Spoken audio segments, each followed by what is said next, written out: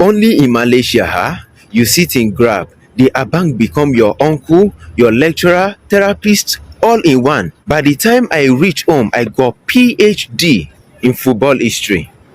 Jangan bilang KL, bilangnya KL, KL. Cuman di sini nggak ada yang nyebut kayak Petronas Twin Tower, gedung. Oh, aku jadinya lebih semangat lagi sih. Apalagi satu lagi tadi aku cek ya, kalau Malaysia mengatakan boleh. Gue suka heran deh sama orang Indonesia. Kenapa sih suka salah penyebutan nama di Malaysia? In 2025, Malaysia has evolved into one of the most fascinating, surprising, and jaw-dropping countries on Earth. From culture shocks to mind-blowing affordability, there are things here that make Americans stop, stare, and ask, is...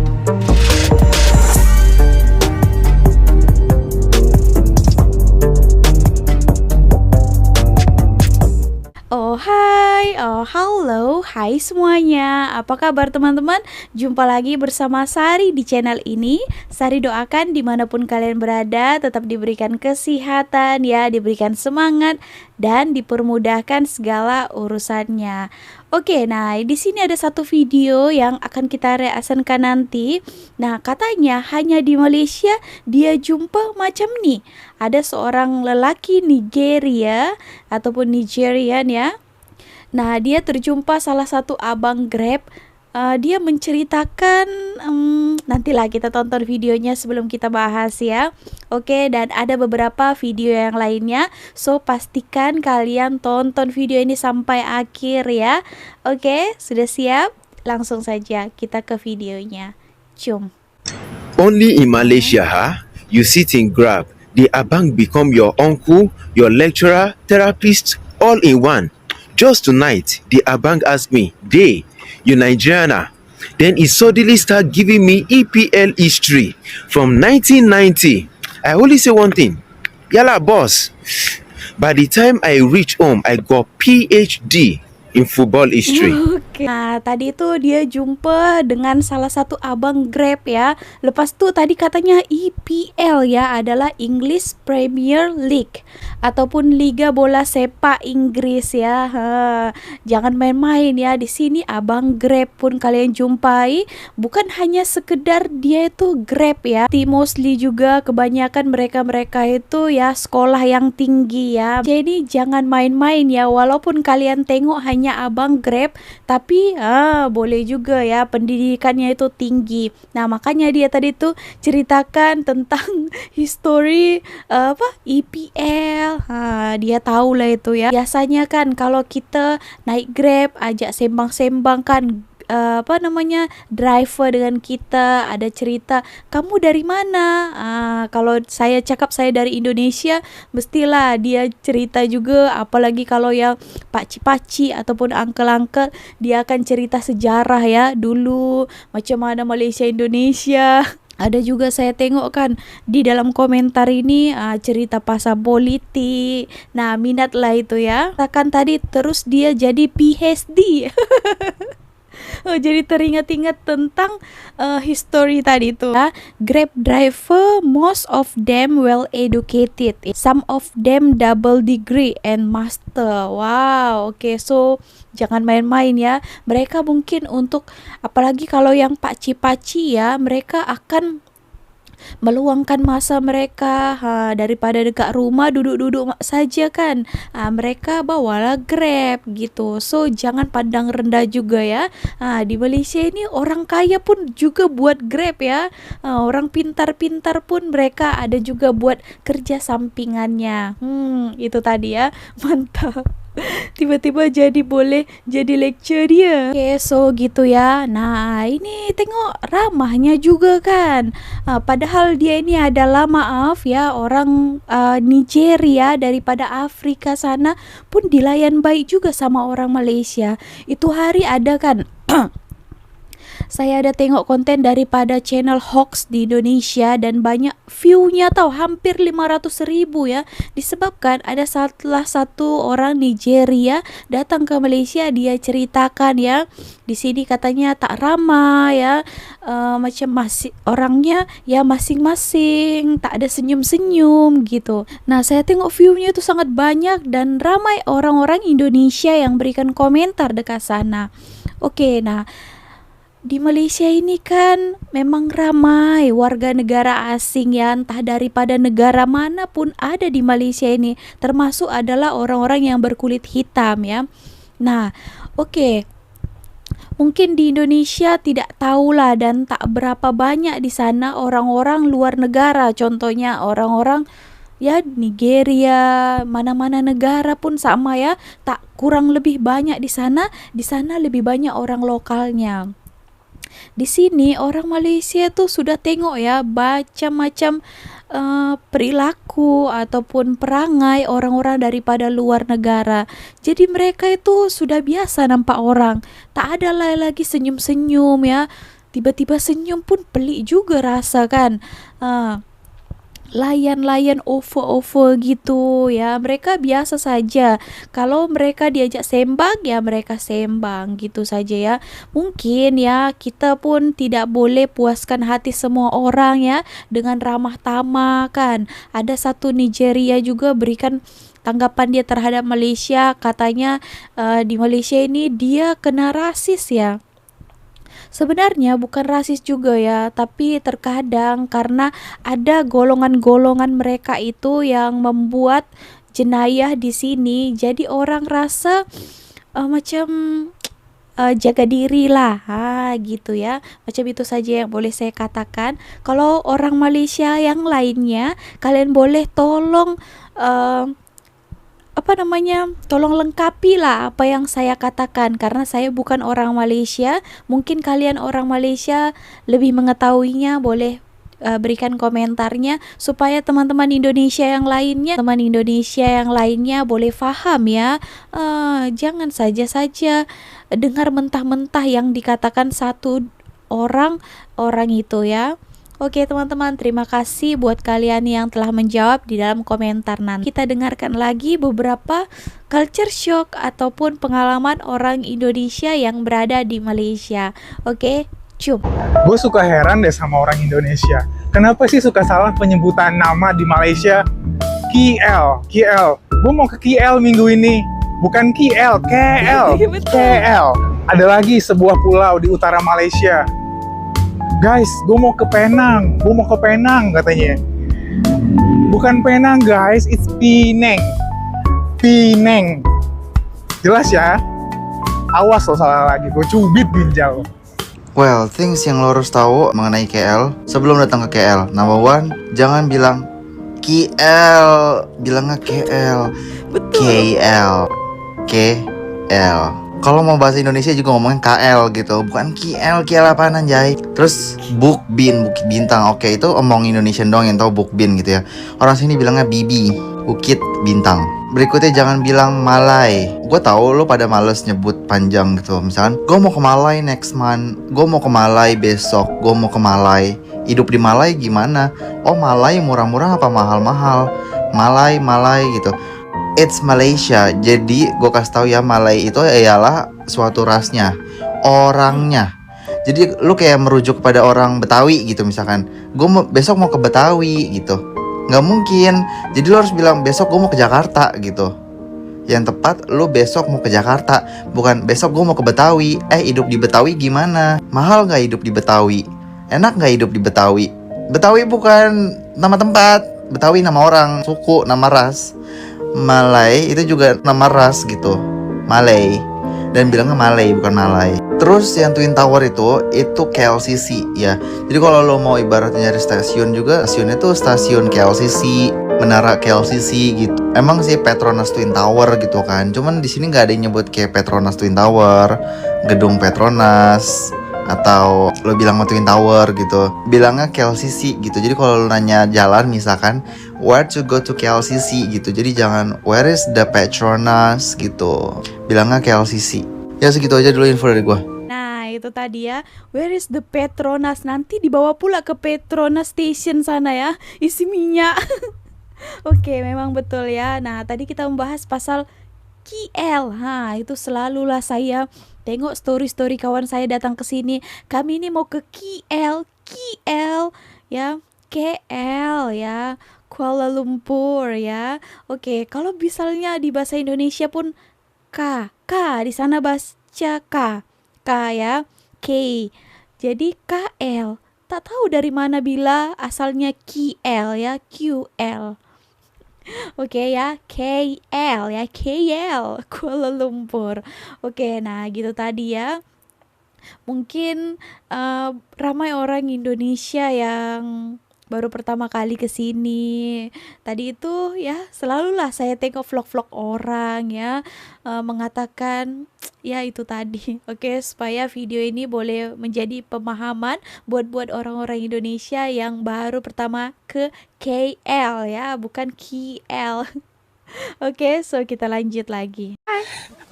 Mari kita bahas hal-hal unik yang gue temuin selama di Malaysia. Tapi disclaimer, I'm just sharing my personal experience yang gue rasa itu adalah unik dan gue nggak pernah temuin sebelumnya pas gue di Indonesia. Jadi no hard feeling ya. Di sini tuh kalau lo nonton ke bioskop, subtitle filmnya itu akan dalam dua bahasa, yaitu bahasa Melayu dan bahasa Chinese. Biasanya ya, yang selama ini gue nonton adalah dua bahasa itu. Gue nggak tahu kalau misalkan apakah ada subtitle untuk bahasa India atau Tamil atau lainnya, karena gue belum pernah. Dan menurut gue ini adalah hal yang cukup unik, karena kalau lo nonton film di Indonesia pasti subtitlenya cuma satu dong, bahasa Indonesia doang. Nah di sini itu dia satu film itu akan ada dua subtitle secara bersamaan, yaitu misalkan kayak atasnya itu bahasa Melayu dan bawahnya bahasa Mandarin atau Chinese. Dan which is menurut gue ini adalah salah satu hal yang unik dan yang cukup menjunjung toleransi. Ini unik aja gitu, dalam satu film mereka akan ada beberapa subtitle. Dan hal ini tuh sebelumnya di Indonesia itu gue nggak pernah nemuin. Dan buat teman-teman Indonesia yang lagi liburan ke Malaysia ataupun pengen coba nonton bioskop di sini kayak gimana, kalian boleh coba deh nonton bioskop di sini itu. Kalian pasti akan nanti lihat subtitlenya itu akan lebih dari satu bahasa. Bahasa Malaysia adalah perbedaan, asingkan artinya pisahkan. Oh, aku lebih paham, dan juga ada yang satu tak apa dengan tak apa. Oh, aku jadinya lebih semangat lagi sih. Apalagi satu lagi tadi aku cek ya, kalau Malaysia mengatakan boleh tidak menggunakan bisa. Kayak seperti aku biasanya pakai bisa, kamu bisa minum ini gak? Kayak gitu bisa menggunakan kata bisa. Kalau Malaysia mengatakan boleh. Malaysia boleh. Bener gak? Malaysia boleh. Ya gitu ya. Oke, nah kita bahas tadi untuk abang tadi tuh ya. Belum lagi dia tengok 3 bahasa subtitlenya ya, Melayu, Chinese, dan English. Itu banyak juga saya tonton video-video macam itu, ada 3 subtitle ya. Oke, karena di Malaysia ini pun bukan orang Malaysia saja. Banyak juga ya orang-orang asing. Kalau misalnya orang China, boleh ada subtitle English kan. Kalau ada orang macam Mat Saleh kan, orang putih sana, mereka boleh baca subtitle English. Tapi kalau itu misalnya bahasa Melayu lah ya. Oke, so gitu ya. Kalau di Indonesia hanya bahasa Indonesia saja, disebabkan mostly di sana itu orang Indonesia semua dan boleh berbahasa Indonesia. Jadi subtitlenya hanya Indonesia saja. English pun saya rasa jarang ya. Disebabkan di sana kurang juga orang asingnya. Misalnya orang bule pun kuranglah orang menonton di sana kan. Jadi gitu ya. Oke, belum lagi 3 bahasa dia tengok ya. 4 bahasa lagi, bahasa Tamil lah. Lagi banyak. Oke, nah tadi itu yang kedua, kakak-kakak ini Cici cantik ini tadi dia katakan kan dia baru belajar bahasa Melayu di sini. Kalau di Malaysia memang kita katakan boleh ya. Boleh je gitu ya. Kalau di sana bisa ya. Bisa kalau di sini itu adalah bisa ular. Jangan macam-macam ya. Oke, so mungkin kalau perlahan-lahan ya, lambat-lambat nanti bolehlah tahu kan. Sebab kan saya pun dulu pun macam itu juga ya, awal-awal datang pergi sini, ini apa nih? Orang pun pelik kan kalau saya cakap kan, gimana ini, berapa harganya ya mbak? Gimana lah pokoknya cakap bahasa Indonesia lah ya. Saya lagi logat Medannya. Orang pun terkadang pelit, tapi orang mungkin perasaan kita dari Indonesia ya, mungkin baru datang ke sini, so it's okay. Nah, lama-lama nanti dah bertahun-tahun di sini dan bersembang dengan kawan-kawan Malaysia ya, so mungkin lambat-lambat akan faham sendirinya. Oke teman-teman, kita tonton satu video ini lagi. Cium. Welcome back to the channel. Today we're diving into a destination that leaves Americans completely speechless every single time they visit, Malaysia. Now you might think of skyscrapers, exotic beaches, and delicious food, but trust me, that's just scratching the surface. In 2025, Malaysia has evolved into one of the most fascinating, surprising, and jaw-dropping countries on Earth. From culture shocks to mind-blowing affordability, there are things here that make Americans stop, stare, and ask, is this even real? So buckle up, grab your passport, and let's explore 10 shocking reasons why Americans are speechless when they visit Malaysia in 2025. The cost of living feels like a dream. For Americans, where everything back home feels expensive, Malaysia hits differently. Imagine stepping into a 5-star hotel in Kuala Lumpur for the price of a budget motel in the US. Murah ya. Dining out? A full meal of nasi lemak, satay, and drinks might cost less than your morning coffee at Starbucks back home. In 2025, the US dollar stretches 4 to 5 times more in Malaysia, making Americans feel like instant millionaires. Jadi macam orang This kaya. affordability is often their very first shock. Okay. The blend of cultures. Americans are speechless at how Malaysia is a living museum of cultures. You walk down a street in Penang and hear Malay, Mandarin, Tamil, and English, all spoken fluently. Mosques, temples, and churches exist side by side, not as competition, but as neighbors. In a world that often feels divided, this level of harmony and coexistence leaves visitors stunned. It's not just multicultural, it's seamless unity in diversity. Oke, nah tadi tuh culture shocknya sebabkan memanglah kan dolar ditukar ke ringgit, walaupun sekarang ringgit mengukuh, dolar itu agak goyang sedikit, tapi still juga lebih murah ya di Malaysia. Jadi mereka rasa, wow, untuk nasi lemak 5 ringgit hanya berapa dolar saja, tak sampai lah $1 kan. Jadi mereka rasa, wow, di sini best ya. Ultra-modern cities with a twist. Kuala Lumpur in 2025 is no ordinary Asian capital. With the Merdeka 118 skyscraper towering into the clouds, futuristic malls, and high-tech public transport, Americans feel like they've stepped into the future. But what shocks them more is how these modern marvels sit next to vibrant street markets, old shophouses, and heritage quarters. It's a mix of New York City meets old Chinatown, and it somehow works beautifully. Food that redefines flavor explosion. Americans love food, but Malaysia's cuisine blows their minds. Think about spicy laksa, char kway teow, roti canai, durian desserts, and satay fresh off the grill. Here's the shocking part.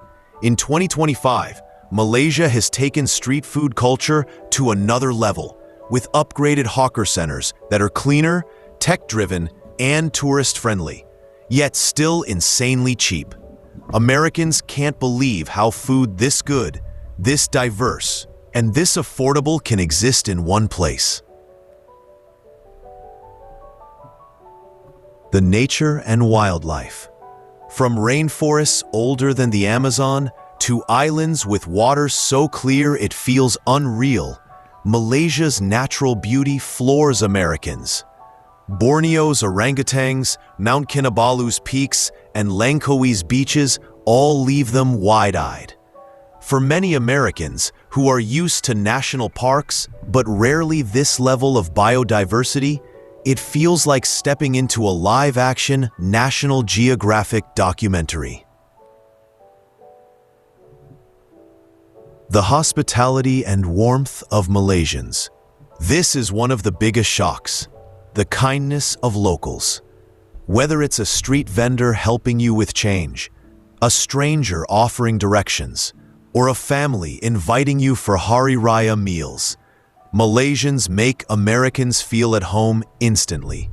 In 2025, this spirit of hospitality has only grown stronger with tourism bouncing back. Americans often say, "We came for the sights, but we'll come back for the people." Technology meets tradition. Americans are shocked at how Malaysians blend tradition with tech. You can walk into a kampung village with wooden houses on stilts, and yet everyone has the latest smartphone. QR payments at night markets, AI-driven tourism services, and smart city systems in Kuala Lumpur make daily life futuristic, while cultural traditions remain untouched. It's the kind of balance America often struggles to find. Religious harmony in daily life. Back home, Americans are used to debates about religion. But in Malaysia, what shocks them most is how peacefully multiple faiths coexist. It's normal to see a mosque, a church, and a Hindu temple within walking distance, all operating without conflict. Festivals like Chinese New Year, Deepavali, Hari Raya, and Christmas are celebrated nationally, with everyone joining in. For many Americans, it feels like stepping into a world of tolerance they've only dreamed about. Safety compared to US cities. One surprising shock for Americans is how safe Malaysia feels. Of course, no country is crime-free, but compared to major US cities struggling with violence and insecurity, walking through Kuala Lumpur or Penang late at night often feels calmer. Tourists are amazed at being able to travel on public transport or wander night markets without constant fear, a luxury many no longer feel in parts of the US. The future forward vision. Finally, Americans are shocked at Malaysia's vision for the future. With green initiatives, rapid infrastructure growth, and smart city projects, Malaysia is pushing to be a regional leader. By 2025, urban transport, renewable energy projects, and digital nomad policies have made Malaysia one of the most attractive hubs in Asia. For Americans, it's shocking to see a country they once overlooked now becoming a serious global player. Final thoughts. And there you have it. 10 shocking reasons why Americans are left speechless when they visit Malaysia in 2025. From affordability and culture to modern cities and the warmth of the people, Malaysia is more than just a travel destination. It's an experience that changes perspectives. So if you're American and planning your next big adventure, maybe it's time to put Malaysia at the very top of your list. Oke teman-teman, nah itu tadi katanya 10 culture shock ya yang mereka suka ya, apalagi spesial orang-orang Amerika ya US sana terhadap Malaysia. Oke, bagaimana pendapat Anda? Boleh berikan komentarnya ya. Oke, so segitu aja video kali ini. Terima kasih telah menonton. See you on my next video with me, Bisari. Bye.